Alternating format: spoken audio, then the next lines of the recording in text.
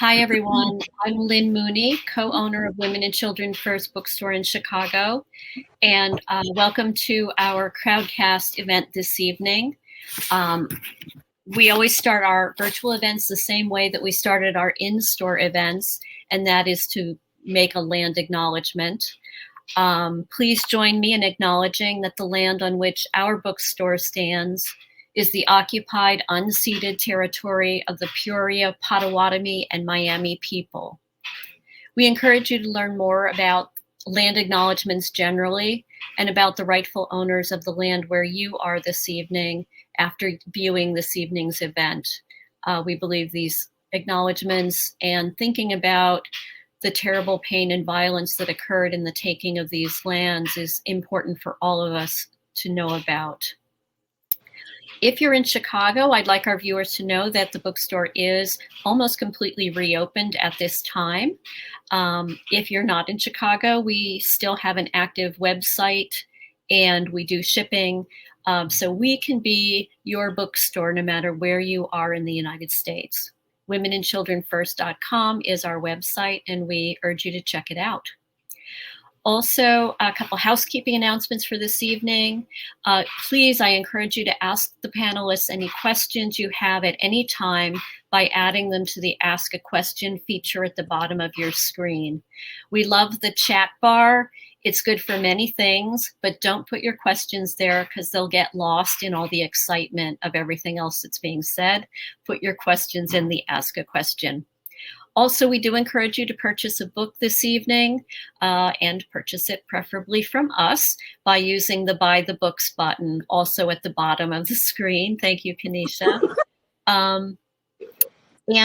Without further ado, let me talk about why we're here this evening. Khanisha Foster is a writer, director, and storyteller. She also hosts the podcast How I Wrote That, which focuses on women who write for TV and film. And she is Associate Artistic Director of Second Story. Megan Stielstra is a longtime company member with Second Story, and she has also told stories for National Public Radio, the Museum of Contemporary Art Chicago, and the Goodman Theater, among others. She is the author of The Wrong Way to Save Your Life, as well as the two books we are here to celebrate tonight, Once I Was Cool and Everyone Remained Calm, which have both just been reissued by Northwestern University Press. I'd also like to mention how grateful we are to be hosting this event this evening. Megan chose our store to launch all three of her books, and we are so thrilled that Northwestern University Press is giving Once I Was Cool and Everyone Remain Calm, a well-deserved second life.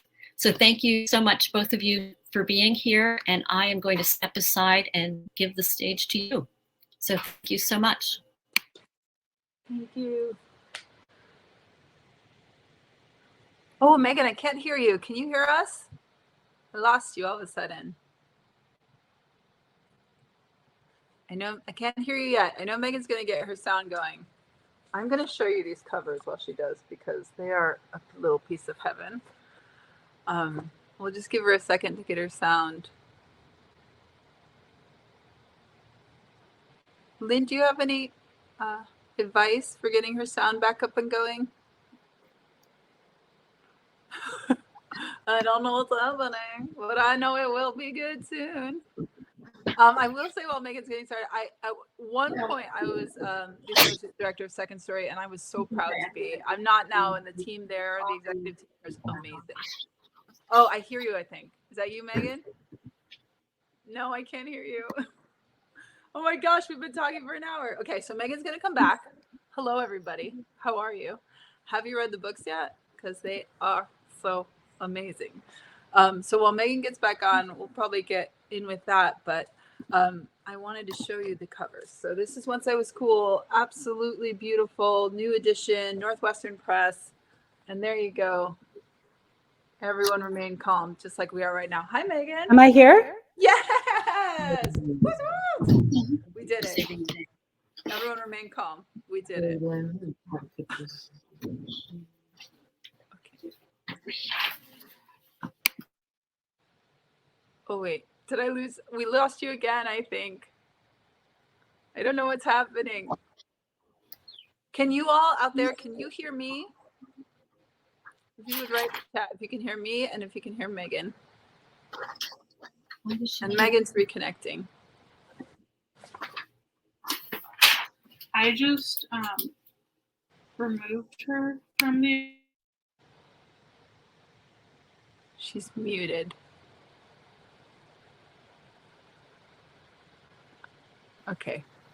She's back. And am I back? There you are. There's your beautiful. Oh my God. Thank voice. God. We were meant What a way to begin. Everyone did. There was one time we did a second story show. This was years ago, and the lights blew in the middle of the performance. And I remember like all of these people coming up and hold it. Like this was before we had cell phones, and like we could light up the cell phones, but everybody came up and held up lighters around the storyteller. Oh, yes. The text and keep going. So anyway, this is the Zoom 2.0, I guess, of that experience. Thank you. I know. I just love in one of your dedication pages, you say, for those of us who are never calm. Oh, perfect. And I just think like we did a pretty good job of staying calm though. No, all right, everybody, we're going to start it again. I think just as a way to start, I think that's always important is just to acknowledge the history that we're all living in right now. I've been on Twitter all day. I'm sure many of you have been so as well. There are the lives that we've lost in the pandemic. There are the lives under threat in Haiti. There are the women and girls under threat in Afghanistan. And I know that there are the deeply personal mountains that all of you here are trying to move every single day right now. There are teachers in this space. We see you. There are nurses and frontline workers. There are organizers and activists. There are people trying to make art and people trying to make rent. I know that some of you are caring for people who are sick. Some of you are caring for kids about to start school, and you're making all of these impossible choices. And in all this work and fear and change, I hope that you're able to care for yourself a little bit as well. If you can see yourself in that sentence, I invite you to take a second and breathe. Kenisha is actually the person who taught me how to breathe. When I first started getting on microphones 20 years in Chicago, she would sit there directing my work and she would say, you're not breathing. We're not breathing. And to think about just how that one comment and that one idea connected with every single thing I do, both the literary work on the page, right down to how I've been trying to survive. So I love you so much, Kenisha. I'm so happy you're here. Thank you for doing this with me. Oh, okay. My love for Megan Stielstra is real. It's like next level real. I want to give you a quick intro about how we met, and then I'm going to ask Megan to read some of her collection for us. So Megan and I met at Second Story. Second Story, this beautiful literary performance company in Chicago, still going strong. If you haven't heard them, look them up. And they brought together writers, performers, and just people who could tell a great story. And I was there strictly as a performer. I didn't know what this writing stuff was everybody was talking about. And Megan came in as a writer, although you can't tell nobody she's not a performer because she's a natural. But I remember sitting in those spaces and Megan would say to us, write that down. Whenever you said something that could become something, write that down. And she said it to me and all of us so many times that it really helped me to realize I had something to say. You know, that all those times where you think, is my story important enough to be told? And Megan just was like, yes.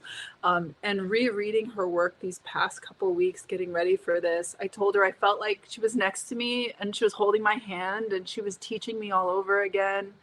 And now I make my whole living as a writer. I never could have done that without Megan. I tell everyone I ever met, she's the woman who taught me to write. She's the woman who taught me that I could write. So I love you so much, Megan. I'm so excited to celebrate your work. Would you do us the honor of reading a little bit to us from one of your books? Sure. Okay, this is from Everyone Remain Calm. It's called Shot to the Lungs and No Breath Left. When Wade Del Dallas put his fist on my eye on our third date, my father went after him with a 3.75 Holland & Holland Magnum. Uncle Jack suggested that was too much gun, seeing as the last thing it killed was a 1,400-pound bull moose. Every year, my dad and his brothers and all their sons, some 15 muscled Alaskan guys between the ages of 6 and 60, loaded up 2 weeks' worth of gear and disappeared into the mountains, hunting moose, or caribou, or sheep, goat, elk, whatever had 4 legs to chase and a head to mount on the living room wall. I tried to imagine Wade's head up there next to the moose, his big old ears sticking out, taxiderm skin wind whipped and ice burned raw, stupid blue eyes blank and glassy. Wade don't weigh more than 180, Jack told my dad, who was squatted on the carpet loading up his field pack. That H&H will spray his face straight backwards through his brain. Now that's a nasty image, especially for a 15-year-old girl in such a fragile emotional state, and my dad looked over to see if I'd lose it. What he saw was me on the couch, curled up in a ball with a pack of frozen peas over the eye that 2 hours before had swallowed Wade's fist in a single gulp. Knuckle bone on skull bone, and everything went black. My dad turned to Jack and said, "You see what he did to my girl?" His voice was quiet, the kind of calm that deep down points to crazy. My one and only girl. He stuck a 6-inch fixed blade into his backpack, then a GPS, a 10x40 spotting scope, and a meat saw. "Besides, I'm not going to shoot him in the face," he said. "I'm going to shoot him in the lungs." In the lower 48, kids are taught not to run into moving traffic. Never talk to strangers. Ask before you pet the dog. In Alaska, we're taught to shoot for the lungs. "Here," Jack would say, pounding the meat between his chest and his armpit. "You aim here for the lungs. A high shot will hit the spine and a low shot will hit the heart. Either way, you're golden." My cousins and I hung on his every word. Shoot the moose, field dress the elk, track the sheep, troll for salmon. We trained for the hunt the way other folks prep for the SATs. All my big boy cousins with their rifles and their Suburbans, and me, the one lone girl treading water and testosterone. I tell you what, though, they never treated me different. Give me a knife, a gun, 20 rounds of 300-grain soft points, and I'll hold my goddamn own. Dad'll say, "You see that?" Pointing to the 12-point caribou mounted over the sofa. "My girl whacked that bastard when she was 8 years old. Don't give me none of that girls can't do horse shit. My girl put a bullet through the bastard's lungs." Then he'd turn to me, his pigtailed daughter in size XS camouflage overalls, black paint smudged under her eyes to better blend into the brush. "Tell him, kiddo," he'd say. This is how he showed off. "Tell him how come the lungs." I knew the script better than the Pledge of Allegiance. "When hit through the lungs," I'd recite, "a moose or game of similar size will bleed out through their muscles until the lungs collapse and the animal can no longer breathe." I'd seen that happen to every head up there on the living room wall, and now, sitting on that couch with Wade's fist pounding in the back of my brain, the left side of my face numb from the peas, Dad loading bullets into waterproof baggies, and my cousins all staring because for the first time in our lives, I wasn't one of them. I imagined what was going to happen to Wade. It was a scene straight out of the movies. 6-foot pretty boy is hard at work at the petrol plant, loading Exxon barrels onto the back of a truck. Suddenly, a hard, fast whack to the chest, so fast he doesn't know what just happened. He opens his mouth to speak, but his breath is locked, can't get out the words, just 2 hollow gulps of air before his lungs soak red like a wet sponge, and slowly blood seeps through the canvas of his coveralls. In one horrible second, everything connects. The dark red-brown staining his chest, the airless gasping like a cancer patient with a cigarette, the punch above his heart like a shotgun with too much pull, and then, after he's too empty of blood and air to keep on his feet, my dad walks right into his line of vision. The H&H Magnum pointed barrel down to the ground. "Hey there, Wade. How you doing?" he says. And Wade's dumb eyes go glassy, and there's more blood on his uniform than there is in his body. And in the last single second of life left in him, my dad squats down and whispers, "That's my girl, Wade. My one and only girl." My dad loves me like crazy. You can't hate that hard if you don't got love. My cousins ran around helping Dad pack, flashlight, binoculars, nylon rope, all trying their best to avoid my eyes, because really, what would they say then? Sorry? Get me more peas? Pet my forehead the way my mom might have done? One by one, the women in my family disappeared. sneaking down to California where water waved instead of froze, and the sun only shone for half the day. My dad and Jack and their brothers blamed the light. 20 hours of sun in the summer made you jumpy like a carton of Red Bull, and the dark in the winter was like living under a rock. It takes a kind of woman to handle this life, they'd say. And my mother wasn't the kind they meant.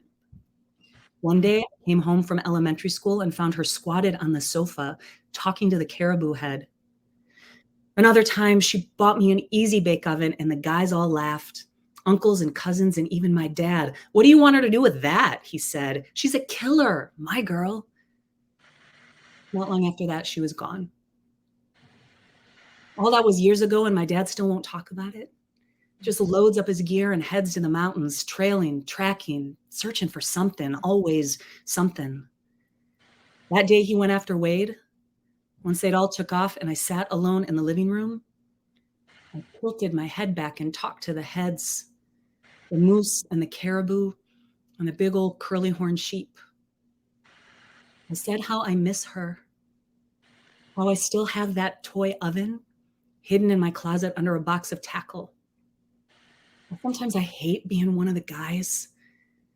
I want to put on those fancy shoes they sell at Kohl's and go to goddamn dinner. And that's why I liked Wade and his, hey, sweetheart, and his big mechanic's hands. He was the only man I'd known who made me feel okay with those secret, scary parts of my heart. Even when the son of a bitch caught me between the chest and the armpit, that shot to the lungs that stole the breath straight out of me.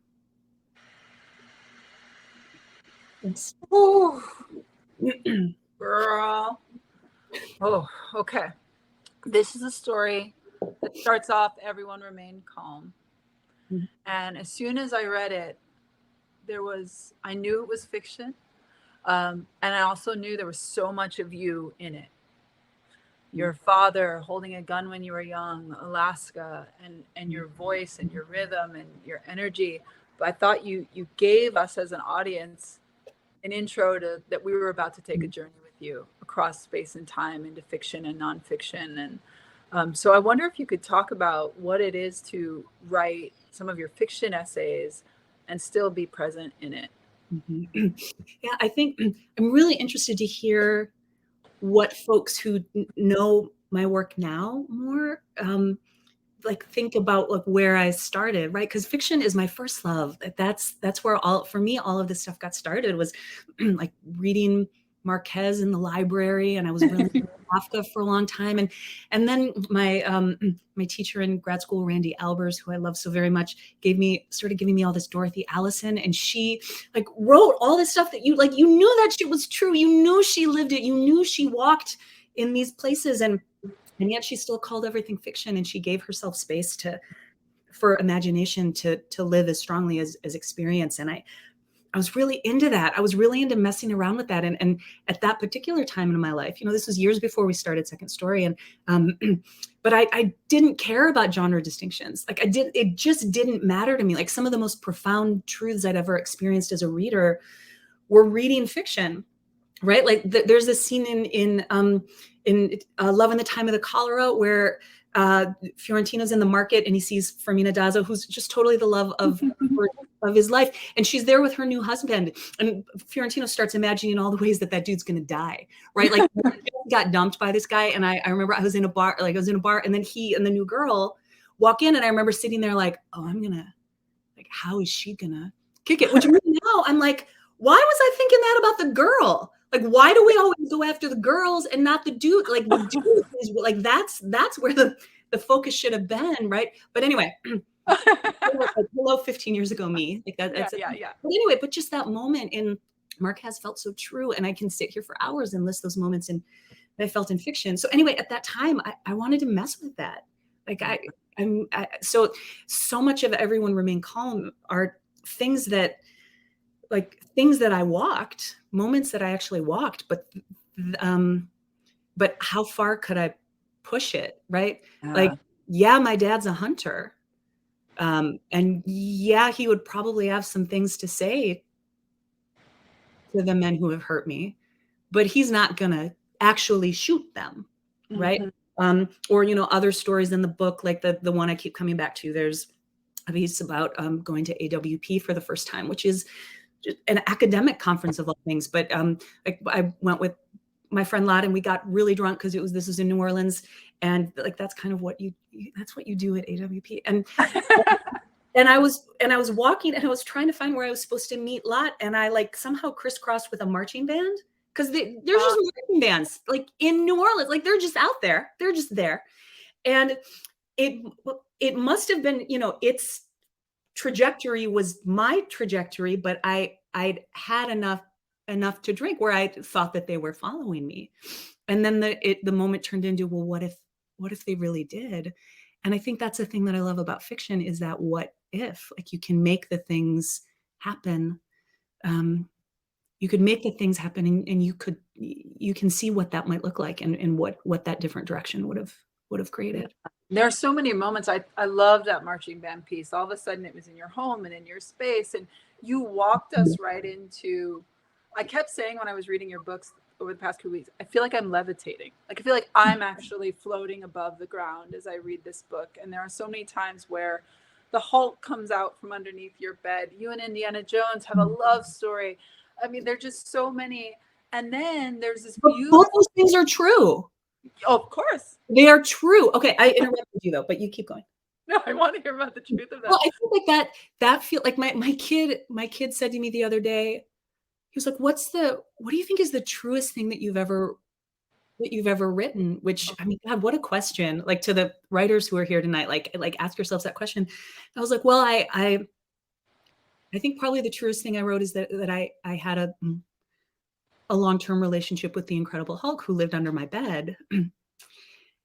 And I said, does that make sense to you? And he said, well, that seems kind of tame for you, Mom, actually. Which, he just turned 13, so he has a lot of thoughts. But yeah. Yeah. But tell me why is that the truest thing? I think because at the time that I made it, I didn't, and no, not just that, maybe not just the time, because I don't want to just put this on my younger self. There are times when I don't feel brave enough to put the thing that I'm actually feeling and experiencing on the page. I'm experiencing that a lot right now. Like, there's some shit happening in my world, and I am struggling with it, like trying to figure out how to be honest on the page. And and so that's still the work though, right? Like, whatever genre we're writing in, the work is still, how do you tell the truth in the way that feels true to you in that particular moment? And so, and sometimes the more honest way to get into that is fiction. Yeah. And so just like with the Hulk story in particular, like, I had this breakup, it hurt. Oh, it hurt. And so I was trying to kind of unpack what that feeling felt like. And then I was like we all do when we go through breakups, I was trying to unpack why it had happened so it wouldn't happen again. And I got into like some things in my head with like, well, what's the difference between the relationships that I'm actually in and the relationships that I'm imagining that I am in? Yeah. And which actually okay, well, we're gonna put that down for now. But that's kind of where the stuff with the Hulk came in, was like, what if you like make actual reality out of the things that you are imagining happening, right? And so whether it's a marching band following me from New Orleans to Chicago, or it's the Incredible Hulk underneath my bed, or I'm interested in how to get at the truth. And I think when I make a story like that and I put it in a book that says short story collection on the cover, then for me that's a transparency to the reader. And that's something that's really important to me, is being honest with the audience. Yeah. I think this is a thing I learned from Second Story when we were making Second Story. Mm-hmm. Yeah, because we were really looking at how that question, how do you tell the truth? Yeah. I think the moment that, and you and I were talking about this before, but that I always come back to, we were doing this show at Martyrs. Maybe some of you were there. Hi, I love you all. It was for the Story Week Festival of Writers. Rest in peace, I miss you. And the theme of the festival that year was writers writing from the edge. And so I was curating the show, and I called up Deb Lewis, who maybe some of you know Deb. I think she's the best writer in the city. And so I called up Deb because she writes a bunch about S&M and the leather community in Chicago. And I was like, Deb, we're doing this show. It's writing from the edge. I need you to come in and do some SM stuff. And she was like, I'll totally do the show. But if you want me to write from my edge, like SM isn't me writing from my edge. Like SM is Tuesday. Like I'm not like, if you're going to ask me to do this, you gotta let me do this. Yeah. And she made, I know you were in the audience that night, because I remember Nisha standing in the back and like holding hands and like. Yes, I remember that. Right. But she did this story about being a survivor. That is a subject matter that that people don't like to listen to because it hurts and it's painful. And that's why it still happens. It's because it lives in the dark, because we don't talk about it. Deb's work challenges that. So many of the second storytellers that I've worked with, the memoir writers I'm working with now, are trying to challenge that, right? Like, how do we write about these things that hurt, that are difficult, that need to be put into the light so that they can change or stop or be at least be out of our bodies, right? So we can deal with it. And but Deb told that story in such an accessible way. Like, there were 300 people in Martyrs that night. Everybody was on the edge of their seats, leaning forward. Like, she got up off that stage, that like standing ovation for 10 minutes. Yes. I mean, she came down the stairs. She got mobbed by people in the audience who lived that same. The word atrocity is what just jumped into my head. Who'd walked the same walk, right? Yeah. And if she had said to them in that moment, "Oh yeah, I made that up," like that was a moment, I think, where I started to think really clearly about the ethics of nonfiction, what it meant to be transparent with an audience about what was experience and what was imagination, and I think it matters with where we perform. It matters with where we choose to publish. Right. So even like in my memoir work right now, imagination comes into it. My fantasy life comes into it, but transparency is key, right? So I'll say, hey, I don't remember what happened exactly, but it felt like a disco ball dropped out of the ceiling and Lizzo started playing really loud, right? So just even the phrase like, I don't remember, right? Like I want that kind of transparency if I'm going to put a word like memoir or nonfiction or essay on the cover. Oh, I hear you. We talk so much about truth, and I'm writing in my memoir right now. I have a chapter called "Things My Mother Says Never Happened." It's so good. And the thing is, because it's like, I say they happened, she said they didn't, and now you have that information. You can know we're telling our own truth, but we're not saying we're representing everything. Yeah. Now, but I want that real quick though, but that comes back to, I think, what I was just saying. How do we tell the truth in a way that is true? Yes. Like both of those things. So it's there's honesty in subject matter, but we also got to talk about how that applies to craft. Because it's like that. There's that really famous Emily Dickinson line, like, tell the truth, but tell it slant, right? Okay, I interrupted you. You take it back. Okay, I love it. Well, I was just going to say the same thing. There's a beautiful relationship in the books, because once I was cool, you get the feeling right away. These are nonfiction essays. So many of them came through Second Story and other places, and your name is in it, and you're breathing. You're having a very transparent conversation with the audience about those moments, and then you get to Everyone Remain Calm, and you right away give us this story again that has elements of you, but we know that's not your name. So we know we're in a place of fiction. Yeah. But what's a really beautiful gift, if there are a couple of stories that are talking to each other across the books. Yeah. One of which I was thinking is 1002, 1003. Yeah. And it relates to the right kind of water. So in 1002, maybe you can talk about it. I'll just say quickly, in one story, you're talking about writing the other. And the other is like fiction, a fictionalized moment from your real life. Will you talk about the relationship? Yeah, sure. So, okay, so the backstory here is when I was 16, I grew up in rural Michigan, and I was skinny dipping in this quarry. Like, I'm looking out at all of you as though I can't see all of you, but like I'm looking for the people who were like, I too am skinny dipping in the quarry. And Megan. But it was so lovely, and here's the sun, and it was like, there's a quarry, so you're down here in this dip, and it was lovely. And I was there with a boy who I loved very, very much, and And I don't know, he needed something from the car. I don't know exactly what happened, but he jumped up and left for a minute, and it was just me in the water, and it was lovely. There were a bunch of dudes, frat dudes, drinking in the woods, and they came. And they were, in my memory, like they were all around the top. There weren't that many of them, but there were enough to, there were enough. And that is something that doesn't ever leave your body. Like I can still feel that fear in my bones. And I was not anywhere near ready to write about it. I was like, to write about it direct, head on. But I also couldn't shake it, right? Like there's, and with the memoirists that I work with, like so often they'll be like, I don't even want to tell the story, but I have to tell this story because I can't tell any other stories. And I just want to move on from this. So let's just get it out. So it's done. It's done. And it was kind of like that feeling. So I did it straight up as fiction. I gave it to another girl. And then halfway through the story, like when the guys came, I got a little scared in the moment, and you can see it in the text because I flipped the point of view. It was third person with the girl, in the water. I love you, Nish. So I love you. Like fuck yeah, you did. I lived for that moment. I was like, oh, and now it's him. And now it's sorry. Yeah.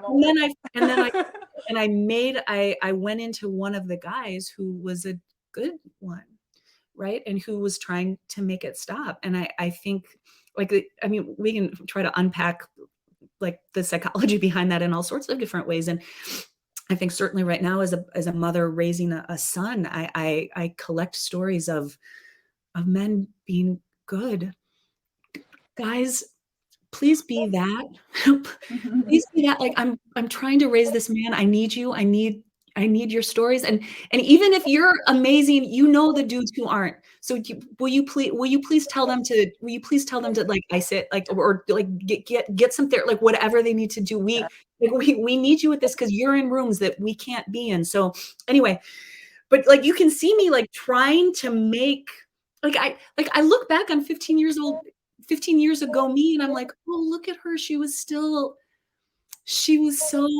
still even trying to see the good in everybody, which sidebar, once I Was Cool first came out in 2014, there were 2 reviews that came out in the same day. And one of them talked about how refreshing it was to read something so deeply optimistic. And the other one just trashed it and said it was way too optimistic and it wasn't realistic. And so walking around for like a decade thinking about optimism, and I'm, especially like right now, I'm in a place in my life where I don't feel particularly optimistic, and would like a little bit of that back, right? Like the me back then, like in anything from the stories I was choosing to tell, but also this comes back to craft, right? Like me making that point of view switch into that dude's head.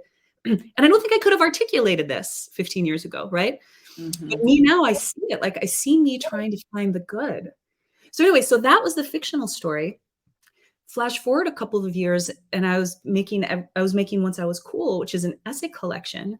And that book it's about adulthood, or what my expectations of it were and how those were kind of exploding around me. And in order to talk about that, I had to talk about my life, so there's, these threads of my son being born and, the beginning of my marriage. And but certainly writing was a part of that. So it kind of got into this meta thing of a lot of the stories in Everyone Remain Calm that I wrote in Once I Was Cool, I wrote about trying to write them. And so with an essay called The Right Kind of Water, I wrote about trying to write the Corey short story, and I didn't remember what had happened to a body when it's underwater when it's submerged for a long time, because what actually happened in the moment was I wouldn't, like the guys wanted me to stand up so they could see a naked girl, right? And I was like, I am not standing up. Like the water is staying here. And I wanted to remember like what happens to your skin. I wanted to and so I came on this great idea of I'm just going to sit in the bathtub for 5 hours. And it was so dumb. It was so dumb. I sat in a bathtub for 5 hours and I literally tried to track like on like minute 15, what do my fingers look like? On minute, like knowing how obsessive I am now, like this is like I didn't have a camera in my phone then. Like knowing me now, I would have like photographed the, my fingers every 15 minutes and then taped them to the wall and looked at them and tried to find the language for the wrinkle, right? Anyway, it was stupid. It was dumb. I got cold, but I did it because, as I said, obsessive. And like when I track my work over the years, like I spent 2 years dissecting deer hearts. I spent a year competitive axe throwing, right? Like I'm into living the work. And you even talk in the book, you talk so many times about what you thought fiction was and what it was to be a writer when you were in graduate school versus like getting out and living a life. The perfect writing space you needed before you were a mother who was working 12 different places, and then realizing you need to figure out your slivers. Where do you write? How do I write? How do I make time for myself? Yeah. Nish, my kid and I have lived in 4 states in the past year and a half. Everything I own fits in the back of my car. I'm coming at you live from my friend Sarah's basement right now.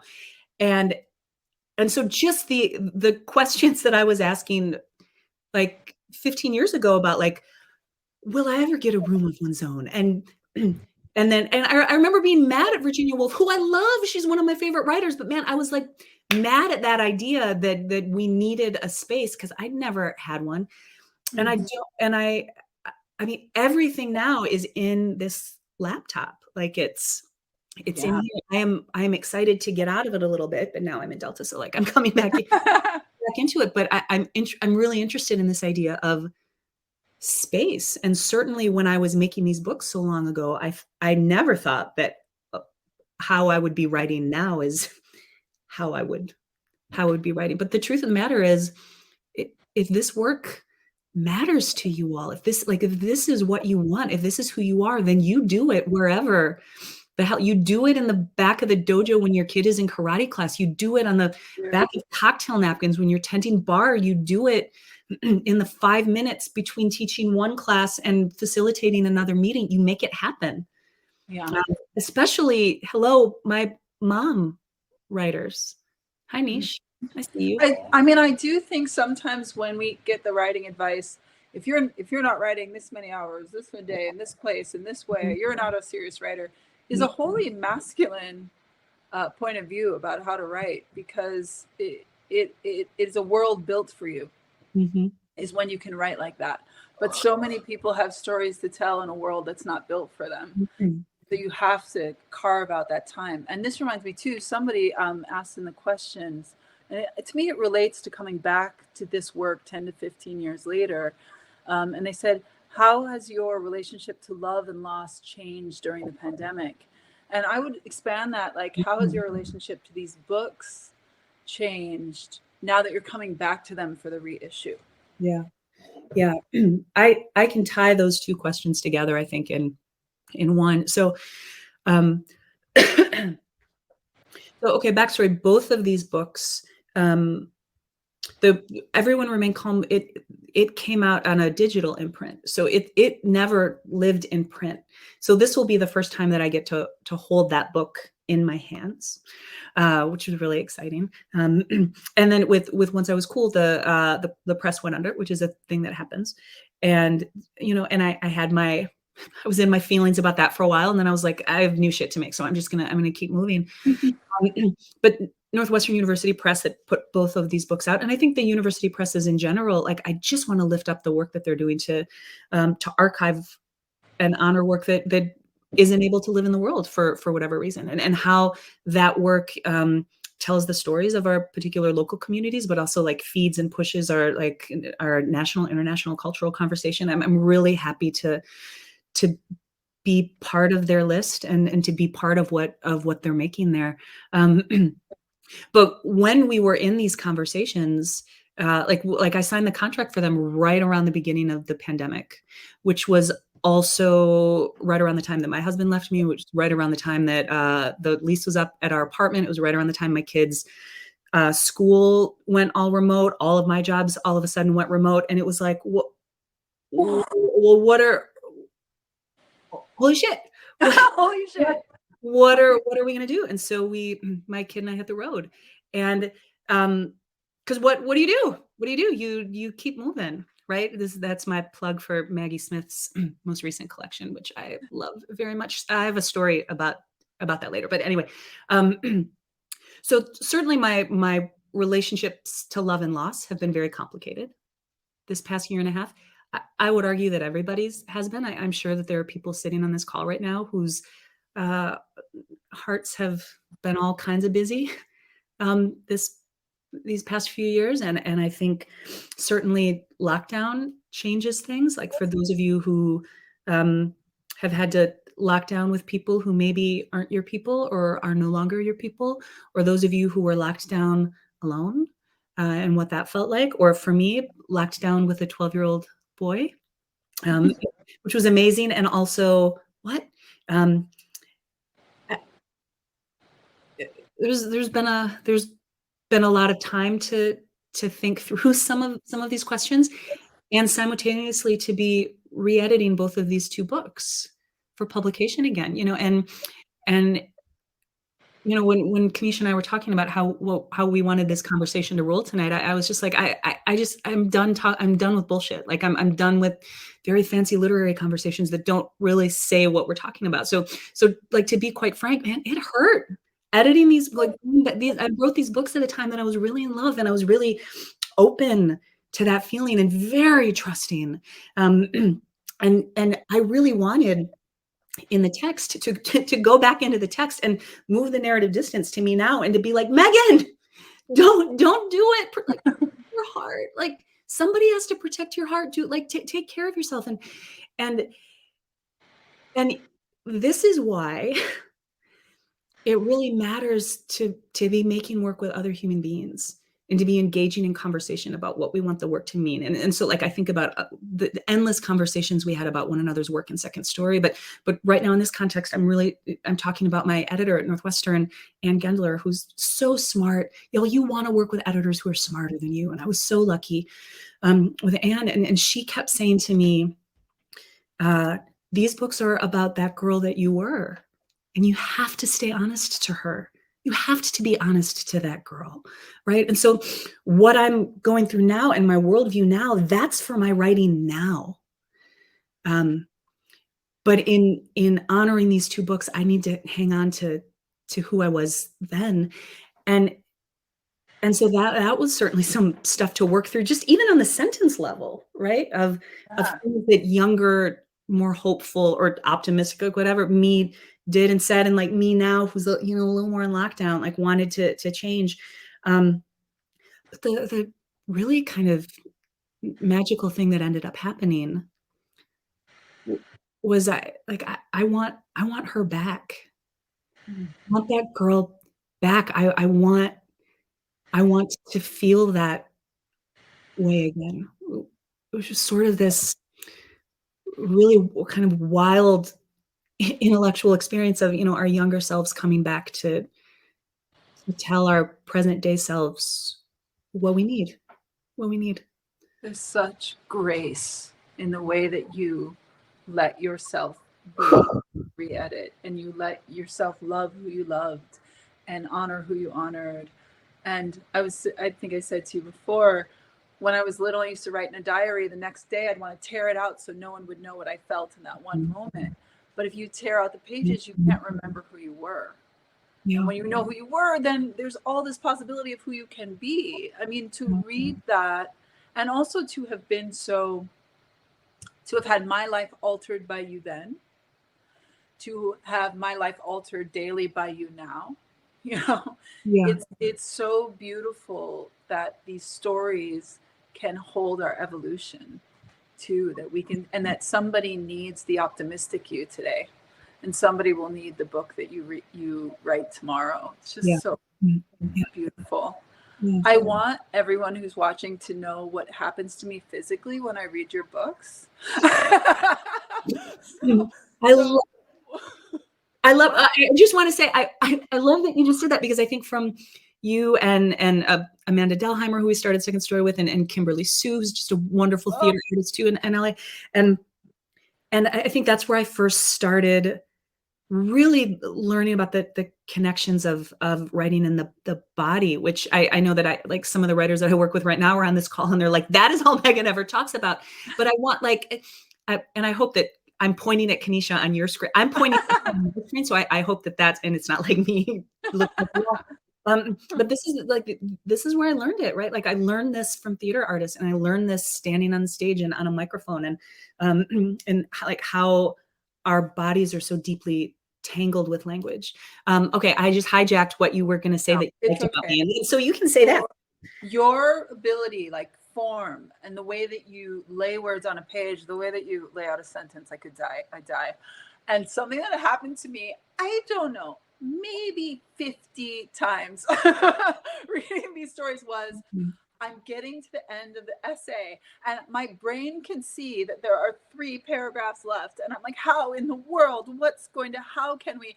And I get to your last sentence and a million times, oh, I die. I can't, I have of the sentence. I mean, the feelings of, and I think it's because, I mean, you even say in one of your essays that, that my teacher talks too fast, like about, which is such a beautiful essay. But even that description of you, there's a rhythm to you, and you feel your heartbeat get faster and then slow down. And the way you're able to lay out the story on the page is aligned with my heartbeat. And I wanted to say it because I think there's just and in the essay form, you get to have this full emotional experience every time. Mm-hmm. It's so thrilling to watch. Do you think a lot about how you're going to get to that ending, or how you lay words on a page? Yeah. Okay. Well, there's 2 things I want to say about that. The first one is, I mean, like that, this comes back to what I was saying about how the writing and the performance work was tangled together, right? Like there are a lot of the pieces in both of those books. But I mean, we have audio recordings of me doing this on stage. So I could sit in here, play, right? So it's part of the drafting process, part of the rewriting process, right? Like I've got it on the page, but then I sit and I listen to what I did live. And let's be clear, like what I at least what I do at Second Story, like there's a lot of hands on that work. There's a director, there's a curator, there are live musicians, there's an audience.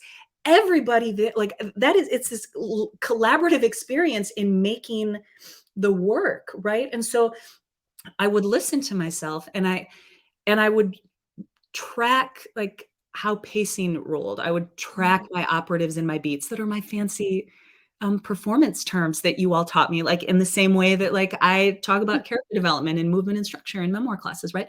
But so I was able to listen to what I was doing, and listen to how the audience responded to it, and how the music would come in and influence like scene development, or like in the emotional arc of characters, right? And then I would ask myself questions in the rewriting process of, how do I make that experience happen just with the text? Like if you're sitting alone with my book, I want you to be able to hear that. I want you to read it in your own head. Because really, I mean, like, what is writing? It's like, what is this? It's chicken scratches. And I'm trying to get ready. Like, this is chicken scratches on paper, but it's me trying to put my brain inside of your brain. Like, that's some magic kind of alchemy there happening. So I want that precision, right? So I do want to control how fast and slow you read. I want to control how long is your pause. I want to control the words that you emphasize. So there's a lot of study with that, right? And how writers have done that historically. And I can, because, we're all just on the shoulders of a whole lot of giants that came before us. But as to endings in particular, like there's one moment that kind of blew my brain about this. So it was one of the stories in Everyone Remain Calm. It's called Logic. And there's this dude, he runs a construction shop, and he walks in on his girl and this other dude getting down, and they're having like very acrobatic sex. And he just kind of stands and he looks at it. Can I just pause for a second and say, you write acrobatic sex very well, and then carry on.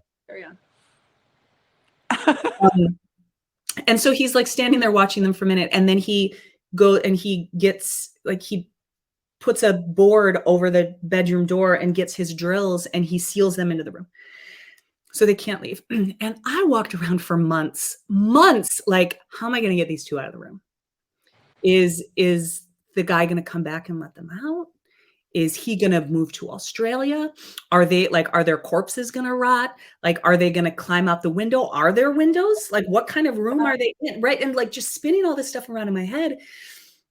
And again, a great thing that I learned, in part second story and in part bartending for years, and also just in part, like, I know my friend Jeff is on this call, like all of these people who I talk about writing, you, like all of these people that I talk about stories with, I would talk about the story with everybody. Like, what am I going to do? How am I going to get them out of the room? And I was bartending at brunch at the Bongo Room, where, maybe I served some of you pancakes and made you Bloody Marys.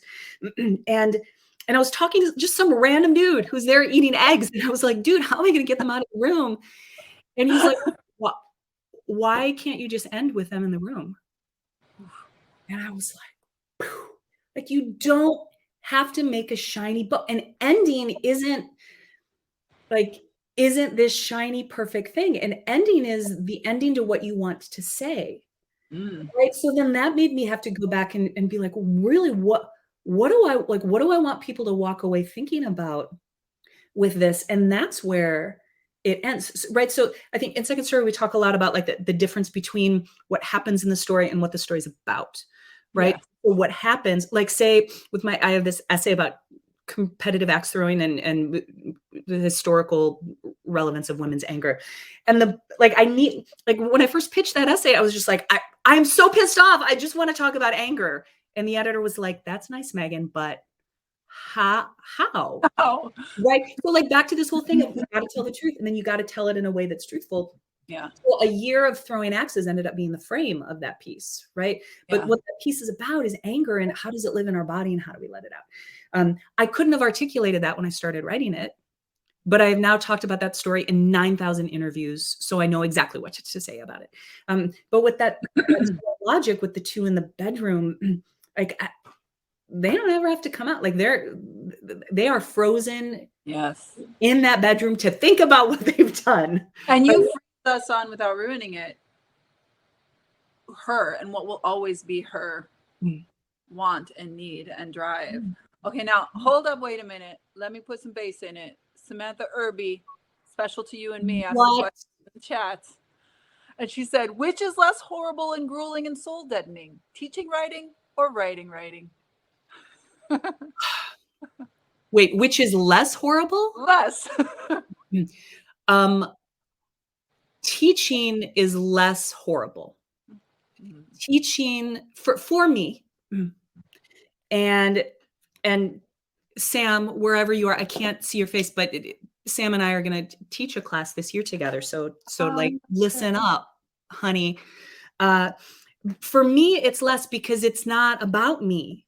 It's about other people's survival, right? And like that was my whole year this year. I had 80 memoir students this year, 20 of whom I worked with over the course of the entire year on full-length manuscripts.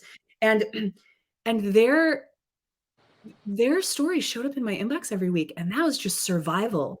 And so just like all these stories of how these other human beings had survived. Like, I'm not going to get into what they were writing about because those are theirs to tell. And believe me, they tell them well. They don't need me. But that kind of saved my life this year, just to know that like you make it through. You're gonna make it. This and it's gonna be fine. But it is infinitely easier for me to see someone else's work than it is for me to see my own. Sam, like I'm going to say this to everybody now, and not just you, Sam, but like to everybody here, like you are all spinning we are all spinning our wheels about our own work and our own lives and what we want to say and what we want to do. And then as soon as somebody else starts telling you their shit, you're going to be like, listen, here's what you do. You take this. Sam, I did this on your couch like 2 weeks ago, right? I don't know what I'm writing, but I got your book in the bag. So to me, like, I also think that I identify as an educator just as much as I do a writer. And I am really interested in supporting lots of human beings and getting their stories out. I think that that's how we remake the world, right? Like things are falling apart. And what happens when things fall apart is that we rebuild. So what are we going to be rebuilding here? And I think that our lived experiences frame that and challenge us to be better, right? And so like I am a better human being because I've read so many of your stories. Like it's changed how I think and how I parent and how I vote and how I throw my body in the goddamn street and how I teach and all I do for 20 years is just sit and read other people's lived experiences. That has to change me. If you're changing and influencing me in the way that you are, you're going to do that widely. So keep going. And it is very easy to say that to all of you. I love all of your work so much. It is hard to say that to myself. It's hard to keep going sometimes. So I see you. Oh, okay. We could talk forever. That is a beautiful way to end. I know we want to say some thank yous. I wanted to say a couple, and then I know you want to say a couple. I wanted to say thank you for making me levitate for the past 2 weeks as I reread your work. Thank you for thinking in every direction, writing physically, for bringing so much heart and soul and presence and mind. Thank you for the way you destroy a page, the way you disintegrate words. I just am in love with you, and I'm in love with these books. And I'm so happy to be here with Women and Children First, which is, all of our favorite bookstore. Thank you to everybody here who came and spent time with us. And I really hope for your sake and everybody else's, you get to read these books and spend some time too. And I know you wanted to say something. Yeah, I just wanted to say, first of all, I'm really glad that you love me this much, Kenisha, because I'm coming to LA in a few months and I'm gonna stay with you. So yes, you are. It isn't possible to talk about these books without thanking Second Story and all of the staff and the storytellers that we worked with, but mainly just the audiences that lifted us up over the years with all of this. And I think that builds into the wider Chicago storytelling community as well too. I see you and I love you very much. I got to thank Northwestern University Press for putting these back into the world, mainly Anne, who helped me so much in the pages, but also Khanisha Jones, who's the woman who first approached me about making them come back. But man, y'all, Lynn and Sarah and the entire team at Women and Children First for making this weird, wonderful online space for us to talk about books. There's a buy books link here, and there's mine, yeah, and that's great. But please go get yourself a present or 2 or 5 or 10. You've been working so hard. You need some books, and our bookstores need us, and we need them. And I think that this is really how we rebuild this beautiful mess of a world. So anyway, thank you. Thank you. Good night, everybody. Thank you for joining us. Good night. Look at these covers one more time. I die. Mm-hmm. I die.